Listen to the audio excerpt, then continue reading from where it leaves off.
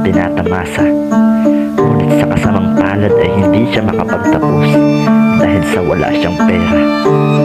Kaya kung ano-ano na lamang ang pumapasok sa isip niya, nakasamaan para malabanan ang kahirapan. Ang dami ng bilihin ng tumataas, tapos yung sahod mo ito pa ay panay kartas. Dami mo na ring bayarin na pataas-taas. Nagtatanong ka na kung saan kukuha ng lakas. Kaya marami talaga ngayong mga tao, ngayong bago yung taon pero daw wala daw bago. Kasi habang tumatagal, palala ng palala. Kaya kahit anong gawin wala daw napapala. Pero teka lang malita, ibahin mo isip. Sa panahon ngayon, bawal na yung utak ay makitid. Sa akin ng labanan, dapat mo yung mabatid. Madapa ka man sa una, bumako lang kapatid. Ganyan ka dapat lumaban, di ka pwede umayaw. Kasi mari masaktan kapag ikaw ay bumitaw. Kasi ang kalaban mo lamang dito ay ang ikaw.